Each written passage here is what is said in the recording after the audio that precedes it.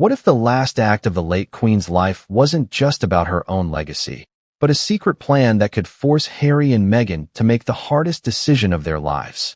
Imagine reading the words on a gilded piece of stationery, knowing they are not just ink and paper, but a map that could redraw the course of a family, an empire, and two children's lives.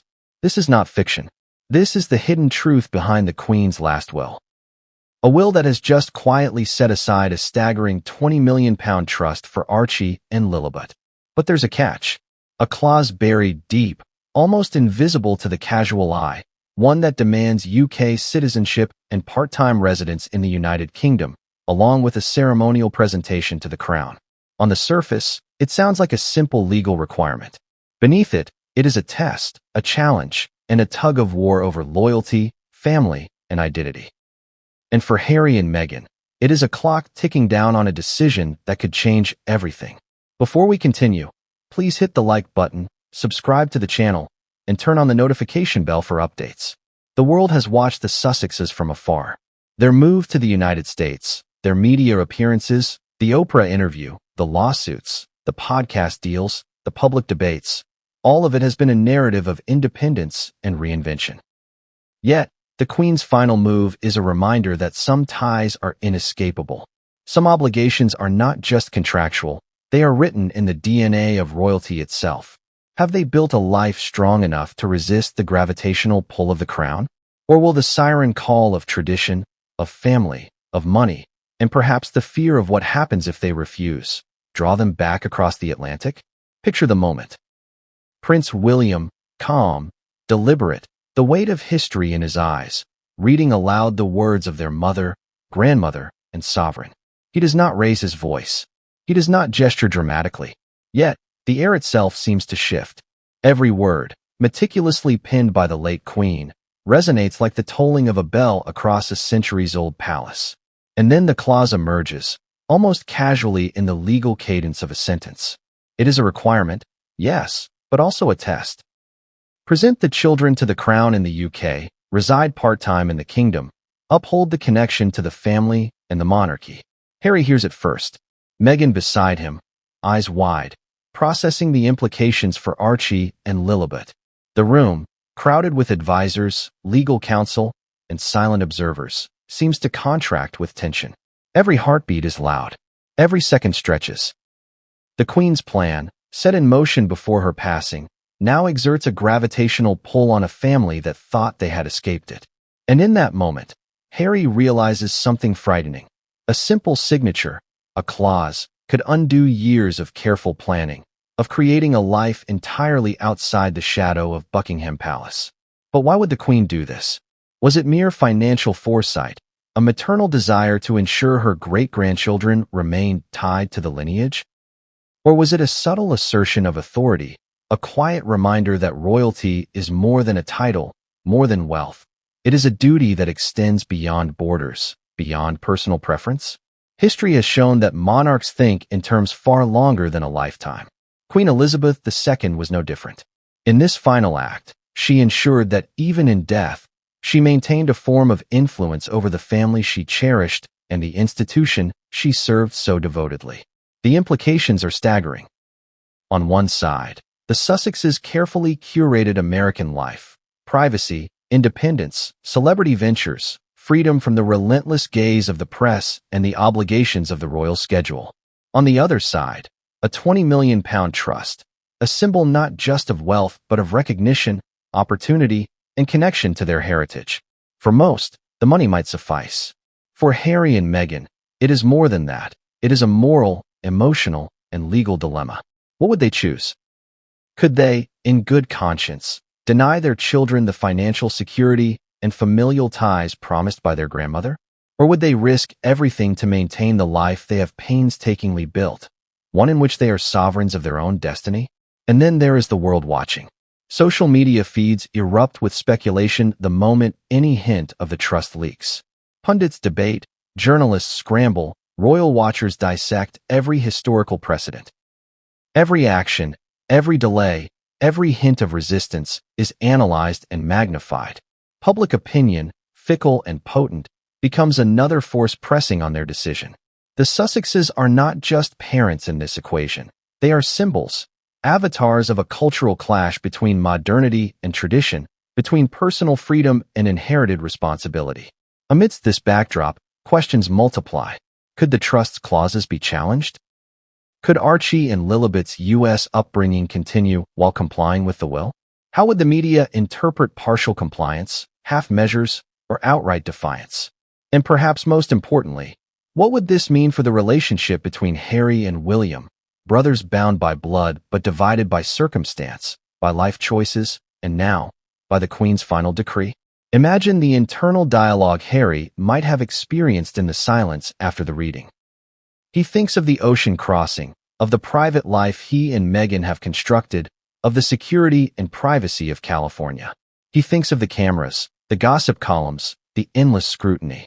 But then, he thinks of his children, of Archie's laughter, of Lilibet's curiosity, of the responsibility to give them both a future enriched not just by money, but by the legacy of their family.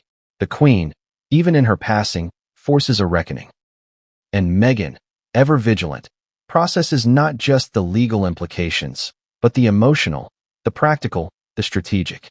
They are at a crossroads, and every path carries consequences that ripple far beyond their immediate family. This story is not just about money. It is about the collision of duty, heritage, ambition, and love.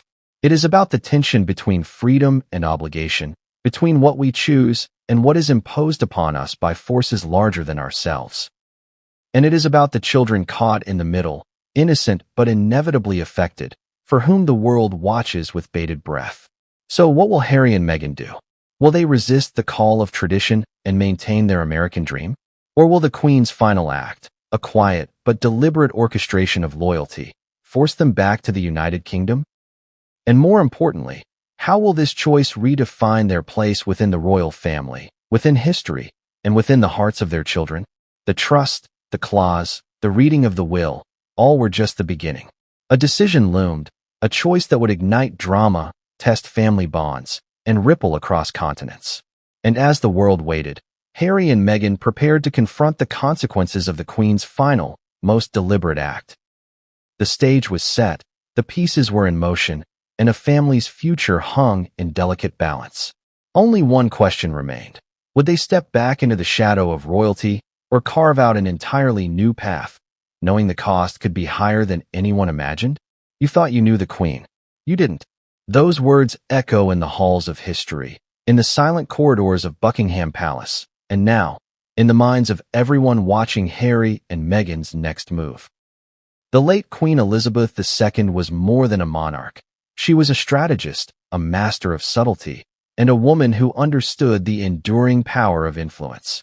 And in her final act, she had done something that would shock even those closest to her. A secret trust, quietly established, for her great-grandchildren, Archie and Lilibet. £20 million.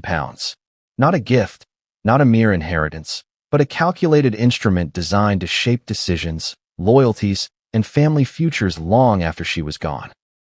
The trust was no ordinary arrangement. Hidden deep within the legal language of her will, the clauses carried weight far beyond their financial value. The money itself was substantial, enough to secure education, lifestyle, and opportunities for her grandchildren. But it came with strings tied to the monarchy, to the United Kingdom, and to a tradition that is as old as the crown itself. Archie and Lilibet were not just heirs to a fortune. They were heirs to an expectation, a connection, and a duty that transcended geography, personal ambition, and even parental preference. Imagine the room when Prince William first read these lines aloud. The Queen's aides, trained in centuries of protocol, stood silently, watching the tension build. Every word, every pause, carried the weight of generations. The clause was simple in appearance. The children must be UK citizens, reside part-time in the United Kingdom, and be formally presented to the crown. But in practice, it was a test of allegiance, a subtle assertion that the monarchy's influence would not be easily evaded. For Harry and Meghan, the implications were immediate and profound. The Sussexes had built a life in America that was designed to be free from the expectations of royalty. Their home, their careers, their public personas. Everything had been carefully curated to exist outside the shadow of Buckingham Palace. And yet, with a few carefully chosen words, the Queen reminded them that the monarchy's reach was enduring. It was not just money at stake. It was identity, legacy, and the delicate balance between personal freedom and inherited responsibility. Consider the symbolism of this trust. £20 million is a figure that captures attention, but it is the conditions that tell the real story. Citizenship ties a person legally to the United Kingdom, ensuring that Archie and Lilibet remain within the framework of British law and culture. Part-time residency brings them physically into the orbit of the monarchy, allowing the crown to maintain a presence in their formative years. And the ceremonial presentation is more than tradition. It is a public affirmation, a signal to the world that these children are part of the lineage, part of the institution, and part of a history that stretches back centuries. Harry and Meghan faced a dilemma that many parents might envy on the surface: money, security, opportunity, but the reality was far more complex. The Queen had crafted a situation in which refusal was possible, but the cost of defiance would be significant. They could remain in America, continue their lives of independence, and maintain control over their family's narrative. Or they could comply with the Queen's conditions, bringing themselves and their children back under the scrutiny and expectations of a monarchy they had once left behind. Every choice carried consequences, both seen and unforeseen. But why did the Queen structure it this way? Observers of the monarchy know that she was not one to act without reason. Throughout her reign, Elizabeth II balanced duty with empathy, tradition with pragmatism, and authority with care. Her final will, and this hidden trust within it, can be seen as a continuation of that balance. She understood her great-grandchildren's needs, her son's ambitions, and her grandchildren's resentments.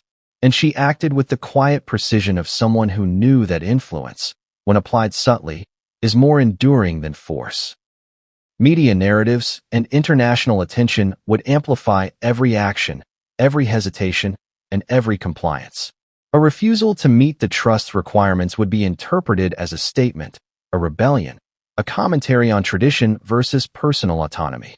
Compliance, on the other hand, would be seen as a concession, an acknowledgement of the crown's authority, and a step back into a world they had worked so hard to distance themselves from. The stakes were not just familial. They were symbolic, cultural, and historical. Inside the palace, the reactions were mixed but restrained. Prince William, always mindful of public perception, read the clauses with measured gravity, his expression unreadable to all but the closest observers. Kate Middleton, his partner, understood the subtle pressures of tradition, the weight of continuity, and the silent signals that dictated royal life. And across the Atlantic, in California, Harry and Meghan processed the information in real time, grappling with the implications for their family, their children, and their carefully constructed American life. It is worth noting that this kind of conditional trust is not without precedent. Monarchs throughout history have used inheritance as a mechanism to enforce loyalty, ensure continuity, and guide the behavior of heirs. From land stipulations to ceremonial obligations, the crown has long understood that wealth, while powerful, is even more influential when paired with expectation. What makes this instance unique is the subtlety, the precision, and the timing. Elizabeth II, in her final days, ensured that her legacy would extend beyond her lifetime, shaping decisions and allegiances through a single, legally binding instrument. The emotional weight of this revelation cannot be understated. For Harry, it was a confrontation with the life he thought he had escaped, a reminder that the ties of family and monarchy are not easily severed. For Meghan, it was a moment of strategic calculation, weighing the benefits, risks, and optics of every possible response. And for the children, Archie and Lilibet, it was a situation they could not fully comprehend, but that would inevitably shape their futures. As the dust settled from the reading of the will, the question hung in the air. What would the Sussexes do next? The decision was no longer theoretical. The clock was ticking. Every day, every week of delay, compounded the pressure, heightened the media scrutiny, and intensified the familial tension. Observers, analysts, and royal watchers speculated on potential outcomes, but the reality remained uncertain. This was a choice only Harry and Meghan could make, and its repercussions would ripple across continents. And then, in a quiet, almost imperceptible moment, a realization struck them both. The £20 million trust, the conditions, the stipulations, they were not just about money. They were about connection, continuity, and control. The Queen had, in her final act, ensured that even in death, she could shape the choices, behavior, and legacy of her family. For the Sussexes, the question was clear. Would they honor the trust and the clause, stepping back into the orbit of tradition? Or would they chart their own path, risking the consequences of defiance, the potential loss of inheritance, and the scrutiny of the public eye? The answer was not immediate, nor would it be simple. The Sussexes faced a dilemma that tested the very core of their identities, their values, and their ambitions. And as the world waited, they began to prepare for a decision that would reverberate far beyond their family, far beyond the palace walls, and far beyond the immediate implications of money and law.